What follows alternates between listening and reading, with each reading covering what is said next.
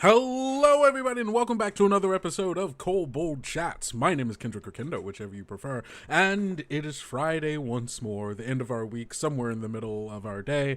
Either you're at lunch, maybe you're on your way home, maybe you never left home. Regardless of what you're doing, my cat is now awake and is screaming, so you know what that means. It's time to talk about Kobold Chats. I hope I hope you're all having a pretty good day, because I'm having a pretty good day. Part of which because of hey, if we've gotten this far into the month and you don't know about the Northlands Kickstarter, I'm obviously not doing my job. Either that or you aren't paying attention, because we talk about it a lot around here. The Northlands Kickstarter is still in full swing, and our Scouting Party series, where we talk about all of the different pieces that make these new Kickstarter products of ours what they are, had a new episode that came out just earlier today, like 2 hours ago, or something like that. So after this, and I do mean after this, because you're going to want to stay and witness this, you should go back, you should go watch those, regardless of if you've already backed the Northlands or you're still on the edge of your seat and not quite sure. I meant like on the fence, not edge of the seat. Those are two completely different Look, gang. Look, gang. I'm tired, and you can't blame me for anything I say. So, regardless, you should go watch the Scouting Party videos. They're really, really good.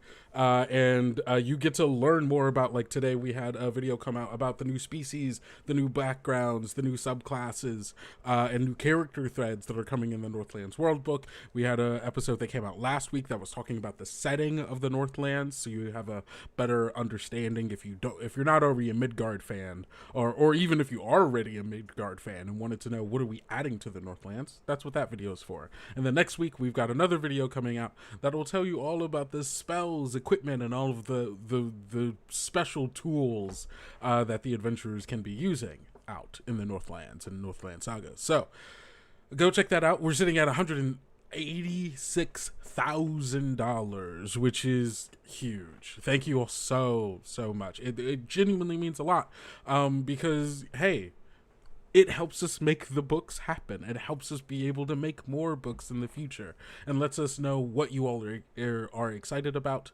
And so, yeah, just thank you so much for all of you all's support. And go tell your friends to go back the Northlands, because I bet that they want to be Vikings too. There are very few people out there, I think, that don't want to be Vikings given the chance. So there you go. But that's all other stuff. Today, we are doing another Kobold Creates interview with one of our Kobold Creates partners. If you didn't know, earlier this year, we had our second annual Kobold Creates program, like initiative, where we had a bunch of people send us their ideas for projects, because it's not just one kind of thing. It's not just actual plays. There are so many different kinds of things that people could do, but we wanted people to tell us what is it that they wanted to make using the Labyrinth Worldbook or Labyrinth Adventures. And of all of those people, we chose 10 projects that we thought were just unique, fun, we would love to see out in the world, and we gave them sponsorship money, gave them product and resources, and also marketing help to help make those projects happen. And this is one of those projects. And so we're going to talk about Mage Hand High Five, an actual play show that I have a little bit of bias towards because I love them. So, like, that's just kind of like, I think they're cool, and I'm super excited to see what they're going to do. And not even that, we're going to be able to talk about what they're going to do. So with me here today is Max of Mage Hand High Five. Hey, how's it going, Max? How are you? I'm doing all right. Because there was the thing that you just told me, like, off camera, that I'm still like, I'm so excited to listen to that part specifically, and I'll leave it up to you if you eventually want to tell us what that is. But I think that this is going to be a really cool project. So Like I was saying, Max here of Mage Hand High Five is the producer for the award-winning actual play show, and One of them. We kind of all collectively produce it together. Of course. Well, you know what? Yeah. Hey, I think this leads right into my first question. And of course, audience, if you have any questions or anything like that you want to learn about this project that we're going to be talking about, feel free to throw them in chat, and we will get to them when we get to them. But starting off with my questions first, because that is the privilege I have as the host of this show. Hey, Max, what is Mage Hand High Five? How did it start? And what's its deal?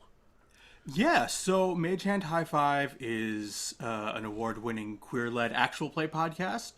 We have a long-form campaign called The Badlands, which is a fantasy western anti-capitalist kind of vibe long-form campaign. We just released our 49th episode of it. Ooh. So we're getting close to 50, which is wild to think about. And yeah, I think we first started talking about it, Rowan, Casey, and myself, in 2022, maybe even 2021. Just kind of, it was the throes of the pandemic. We're all actors and theater people, and so no live theater was happening. And we were like, how can we make something, a creative endeavor that we enjoy doing while the first thing we did doesn't exist? And we decided to make an actual play podcast. Mm-hmm. And then we also were like, how can we kind of differentiate ourselves from the many, many shows that already exist when we're playing something like D&D? And we wanted to be able to tackle different genres that aren't seen as more. So like this Western fantasy, we have a horror, like a campy horror kind of anthology series called kind of Camp Craven, the Craven universe. And it's the Cravenverse. I think it's more like, oh God, I'm not the horror person, but it's the Wes Craven. That's Wes Craven. I understand. And then this project is a workplace comedy. So try to, as we explore kind of the different genres that are not high fantasy, kind of figuring out how we can play those and have fun in a way that makes sense. Yeah. What's it been like trying to like take, especially like games like D&D or Tales of the Valiant, and trying to bring them into these other genres like Western or horror or even office-based fantasy, office-based comedies? I think the big thing about it is one of the reasons we started with D&D, even though there are many great kind of Western-themed TTRPGs out there, is that we, the four of us, know D&D the best because it's the game that we've played the most, which allows us the most kind of freedom because we know when and where we can break the rules. But truly the easiest way to genre shift is just reskin. Take whatever mechanic exists in the game, in the book you're reading, and just say, oh, this crossbow is now a rifle. Oh, this explosion is now, gunpowder, fire, dynamite sort of thing. It's how can you take the things that exist, don't necessarily change any numbers, but flavor it however you want to do. So that's what we do a lot about. Sorry, I live right near the highway. I don't know if you could hear that or not. I couldn't, that so was we were all big good. Truck. Fantastic. But yeah, no, that I do feel like that is like one of the benefits of like a lot of simulationist RPGs, of like, if you want to do something else, once you know it and you understand the numbers and why they are that way, you can just change the name of things and flavor it however you need for the game that you're playing. Yeah. And if an eldritch god shows up in your cowboy western, even better.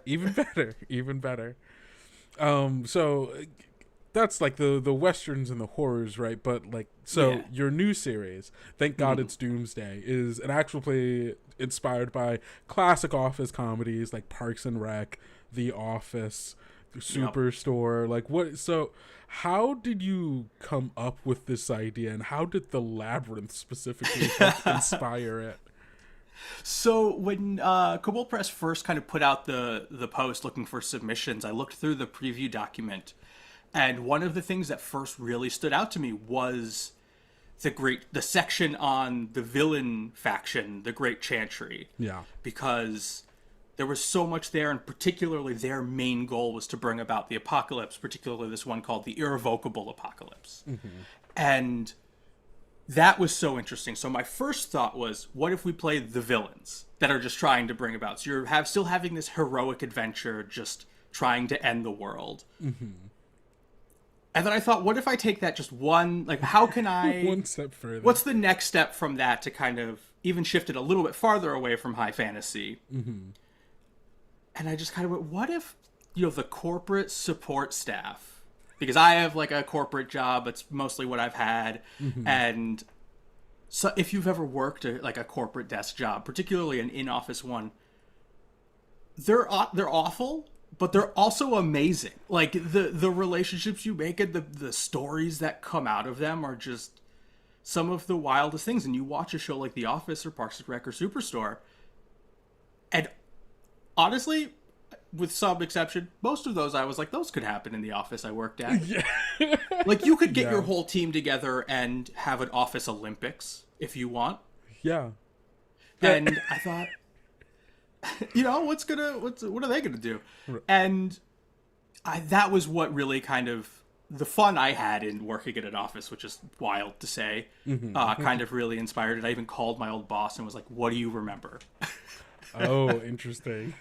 But one of the challenges that came up was the idea of playing a support staff, to melding the story around people who were almost not the main character of the super objective event. Where the things that they're doing is mostly just like, hey, we need to make sure that this is in place so that when we do the big ritual, like, everything's okay.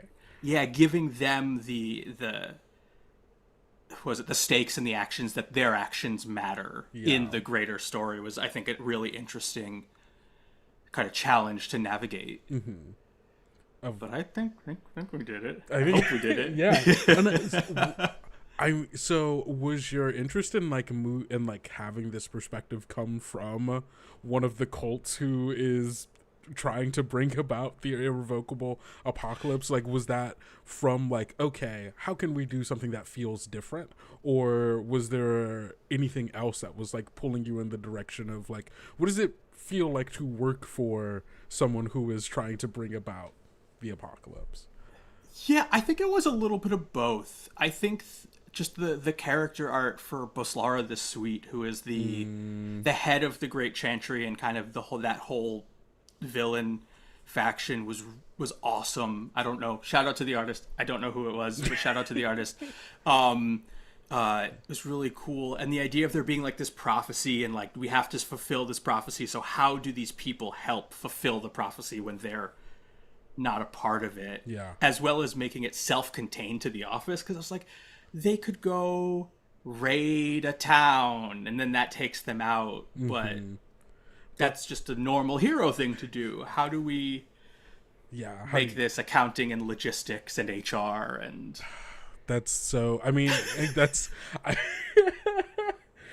think that's a really interesting, like, creative challenge for like you as like a game master of like, okay, how do I give them things that matter, things that have stakes in this world, things that like ultimately, like, there are things that are that like need, or what's the word that I'm looking for?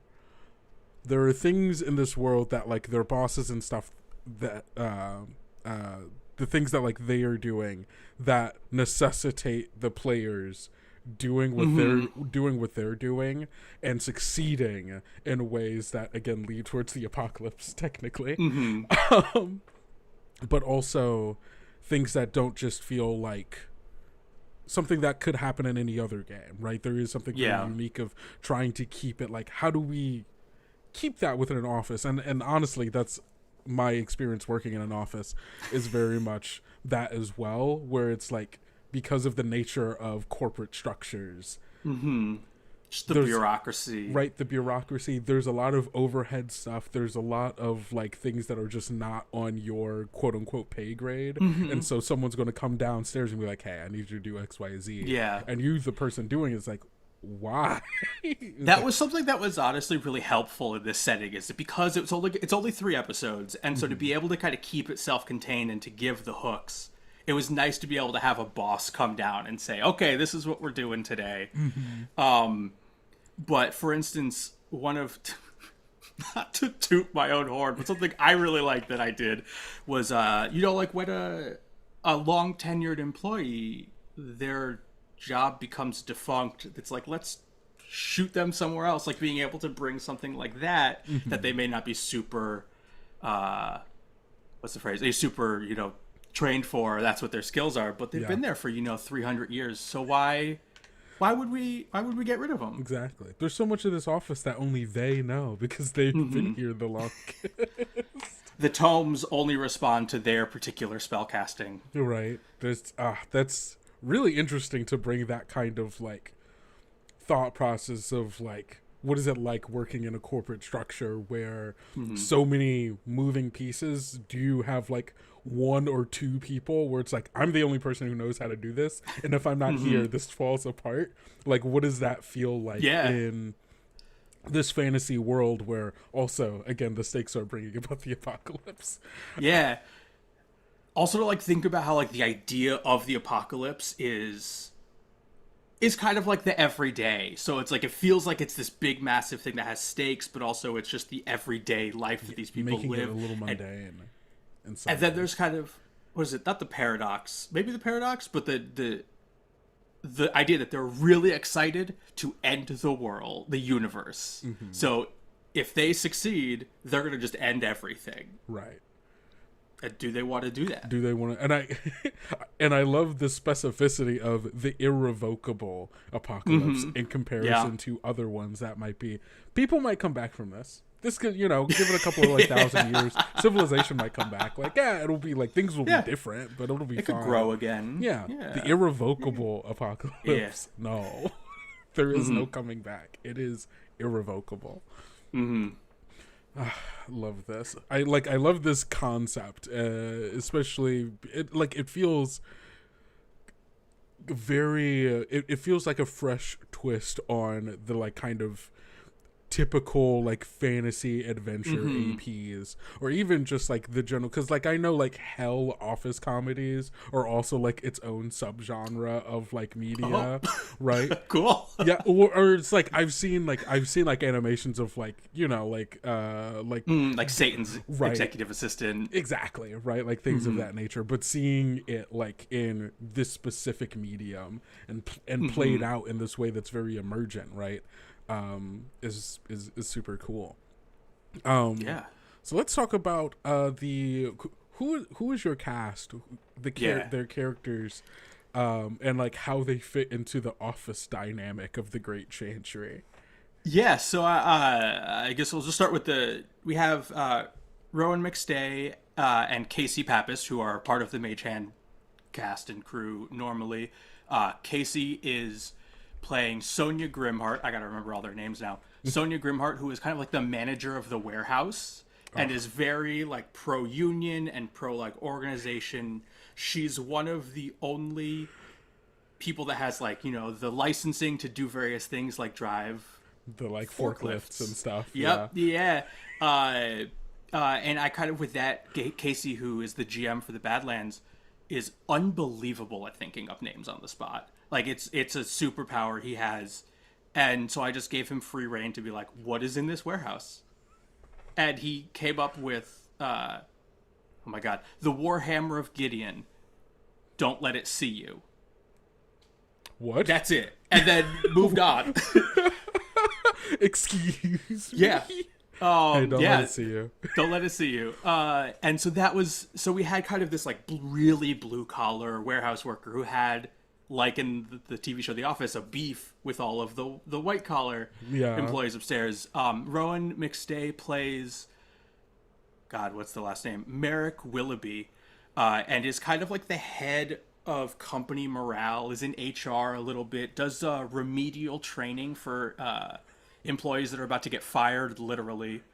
And so has to make sure that doesn't happen, and is kind of bringing the like like in the real world, the kind of the new age sensibilities that come with, with that to this very 300-year-old office that's been doing that.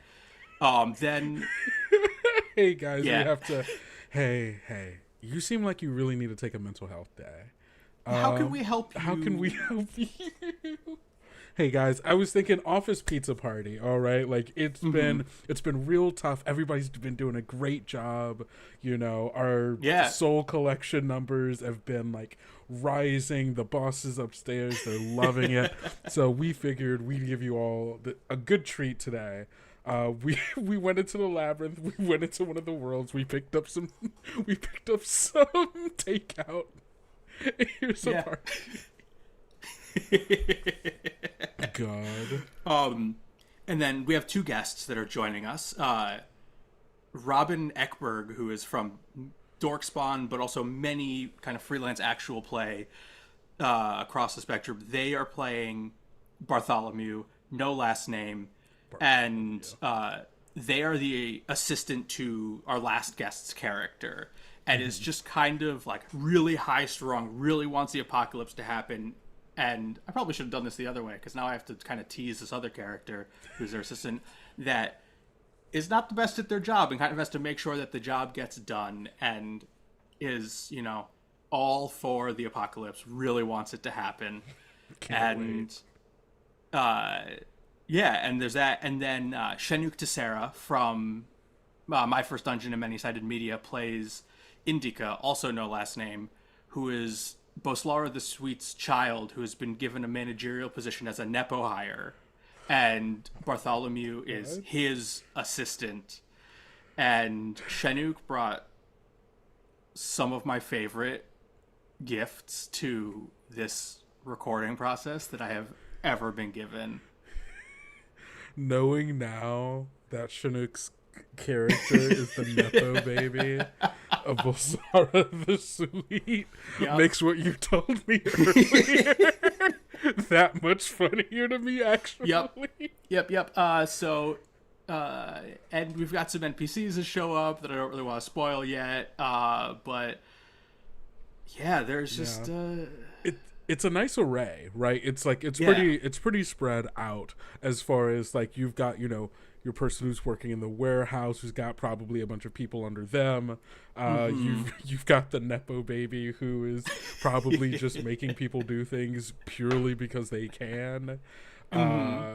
Person who's super into it, who just really wants the like. There's like you've got all of the. It feels like a similar kind of dynamic as far as like power structures as like something like The Office, which is what you're going for, obviously. What do you think?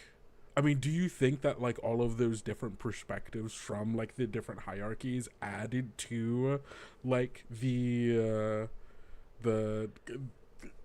story overall, and like in what ways do you think?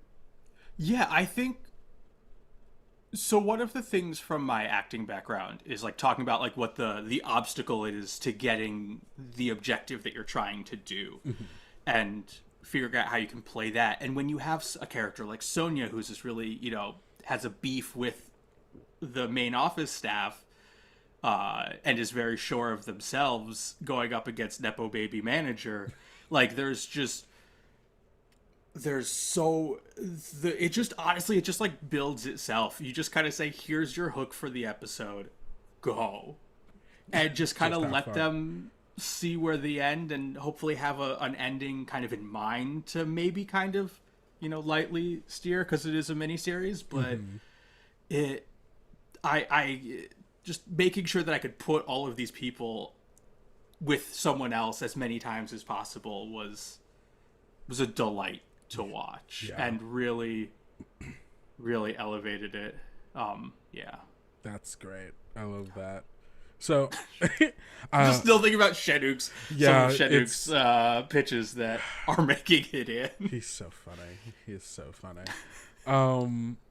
So I know you all, Mage Hand High Five typically has done, as we said, D&D 5th edition, and this will be you all's first mini-series playing Tales of the Valiant.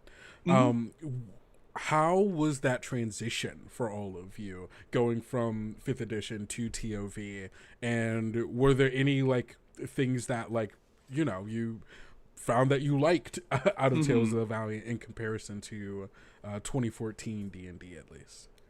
Yeah, we actually don't. We play OG the 2014 D&D 5e, so we're still back there. And I personally haven't looked at 2024 very much because why?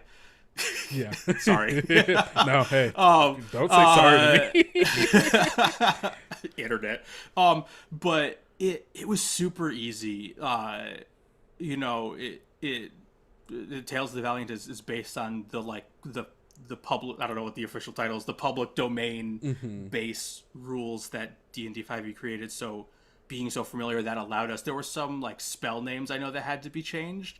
So I think that's something as I'm going through and editing it, I will need to keep an eye out to make sure I'm saying the correct spell name. Gotcha. But the thing that I really liked was the luck mechanic that Tales of the Valiant has, and being able to kind of reward that failure so it didn't feel awful when you did it. Yeah. Was really cool to have, because it was kind of not a whole lot of combat and you're in an office. It didn't come up that much, but the times it did come up, it was really fun to then like be like, oh yeah, this happened, like, you get this for failure. Yeah. As opposed to just being like, oh man, I just failed. That's right.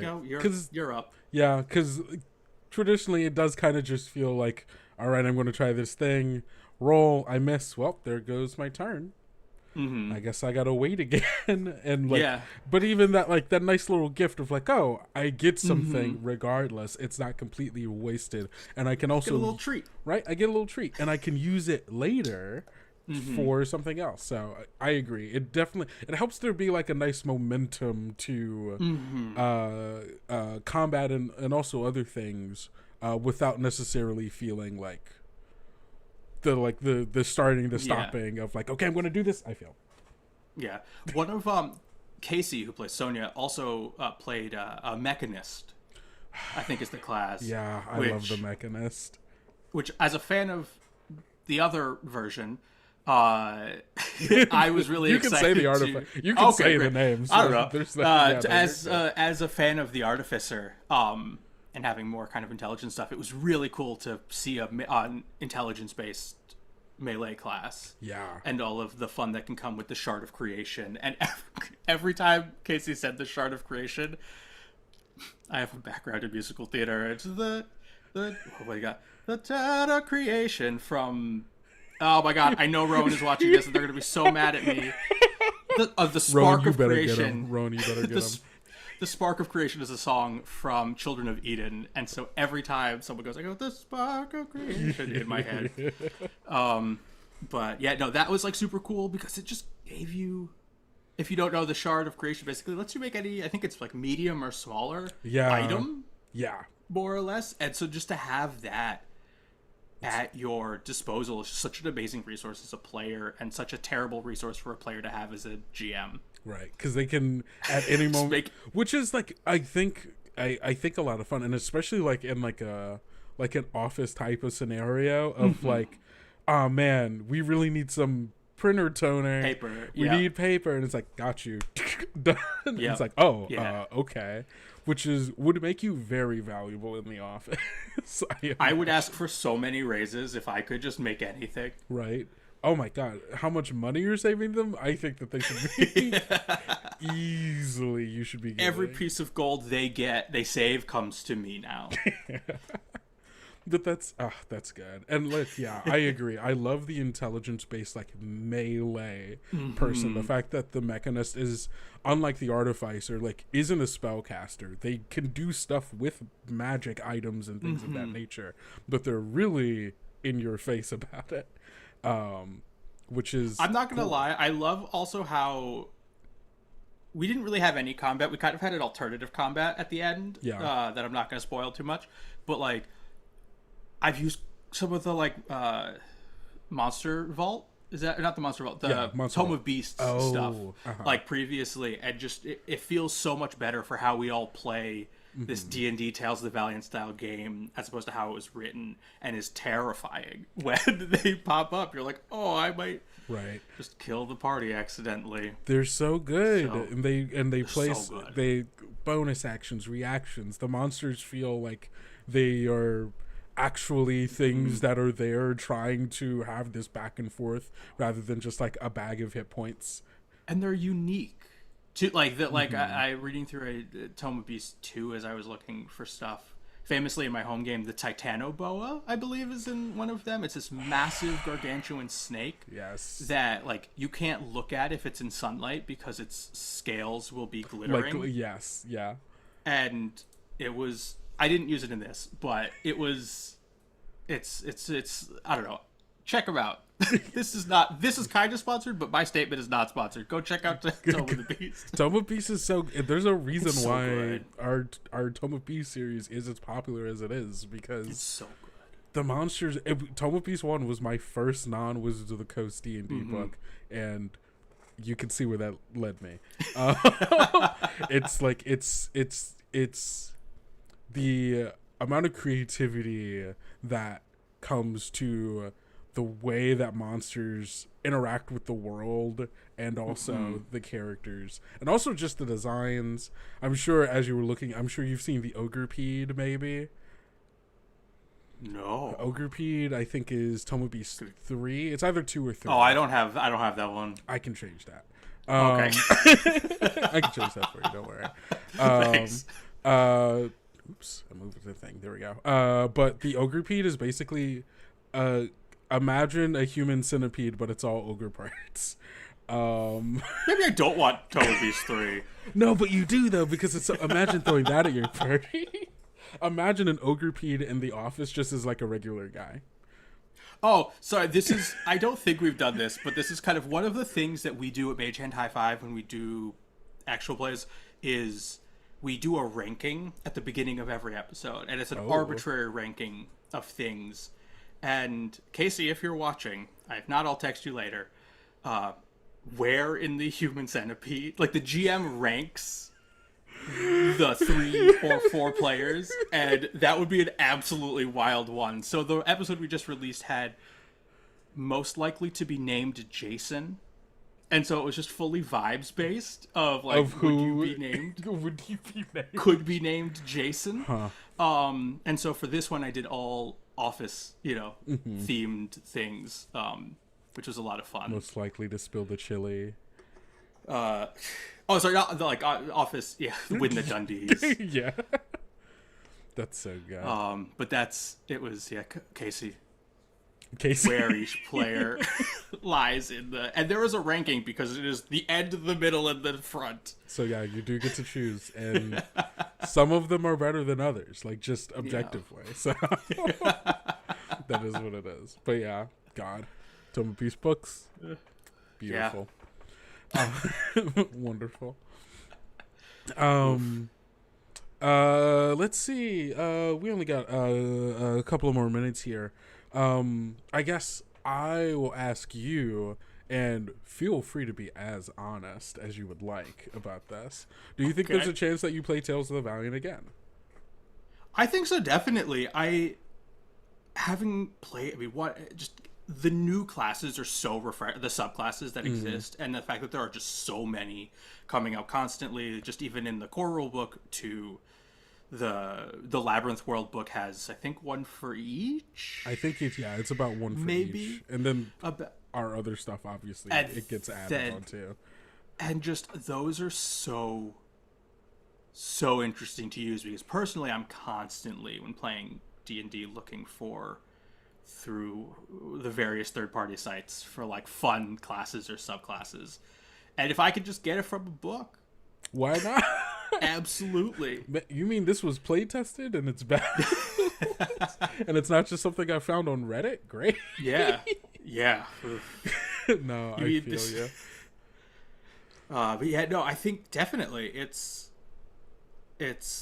I don't get to play non-recorded content very much anymore. I understand. Because we're doing a long form campaign, but yeah, absolutely. Yeah, no. And obviously, hey, TOV is 2014 compatible, so you can always just use it in your D&D games, which is, I think, one of the great parts about it, of like, even if you all, like, and you all being you at home as well, even if you're playing D&D 2014 and you like some stuff, you like things about Tales of the Valiant, but you're not like, I don't know if I'm going to make the full switch over, you can always just take it and put it into your 2014 game. It was made for you to do that. So if you like Luck, if you like Doom, if you like a subclass, if you like, you know, whatever, you could just put it in your game.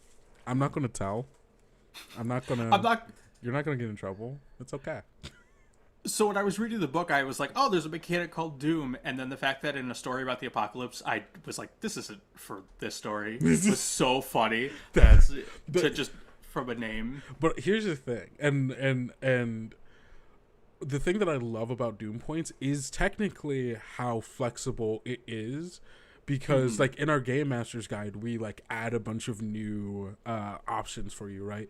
But you could also purely, like truly make up a whole list of like things that Doom could do that is only would take place in an office, right?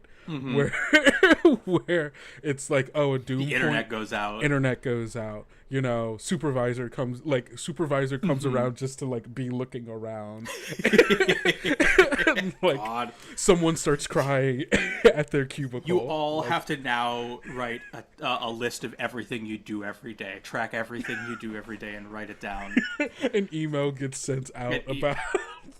See, like, these are all things that you can do. Like, this is why I like Doom so much, because it's very similar to, like, at least in my mind, like a lot of like Powered by the Apocalypse, like hard moves, I think, where you can just like, we're changing up the story a little bit to have some fun here. I know people are kind of tired of me here, but it sounds reminds me of like Ultima points, I believe, from Fabula Ultima, where I haven't played yet. Where like both the players have points to kind of do fancy moves, but when they use them, it gives the GM the power to do big wild swings, like, say, you're not doing that anymore. Right. So oops, you thought. You thought wrong. Yeah. Hell yeah. No, that's... Well, thank you so much, Max, for being here, and thank you all for listening. If people wanted to go listen to Mage Hand High Five or find it places, where could they do that? Yeah, you can find Mage Hand High Five, honestly, anywhere you listen to podcasts. We're even on, not necessarily, I think YouTube has podcasts, but we have a channel where we upload it with a static image. So if you want to listen on your computer and don't have Spotify or one of the others, it's there as well. Thank God It's Doomsday comes out. We release new episodes every other Wednesday-ish. We do our best. Editing is... It's a thing. I get it. It's a whole thing. I'm in the struggle right now. And and we've got 50 episodes backlog plus a couple mini series. And thank God It's Doomsday. The first episode is coming out October 22nd. Ooh, so like a little bit more than a month now. Yeah. It's coming up. It's coming up. But yeah, that's coming out. We're, as opposed to every other week, we're doing every week for this. So we're going to get 3 weeks in a row of accounting content for you all. Accounting content. And yeah. Awesome. Yeah. Well, excuse me. Well, thank you so much, Max. This has been a joy. You should all go follow Mage Hand High Five. You should go listen and be prepared for Doomsday, because I know I will. And thank you all so much for listening to Kobold Chats. You know we're here every Friday, or roughly every Friday. When I was out of town last week, so I understand it didn't How happen. dare you? How dare I go on vacation? Whoa. How dare you? We don't allow it in this office. Dang it. Sorry. I'm going to go get fired. Literally. Sent into the 9 hells. But thank you all so much for being here. Don't forget to go into the link below if you're watching this on YouTube, and if you're not watching it on YouTube, just go look it up, Mage Hand High Five, and go hit that subscribe button so you can get a notification every time a new video gets uploaded, whenever we go live, so you can stay up to date on all things Kobold Press. We will be here next week with another Kobold Creates interview, so stay on the lookout for that. And also, there's another scouting party. I think I said that earlier, but I'm saying it again. There's another scouting party coming next Friday as well. So, hey, you got so much to look forward to. Life is good for you. Life is good for you. But that's all I've got for you now. Don't forget to go out, be bold, be brave, be valiant. And I'll see you next time. Bye, y'all. Bye.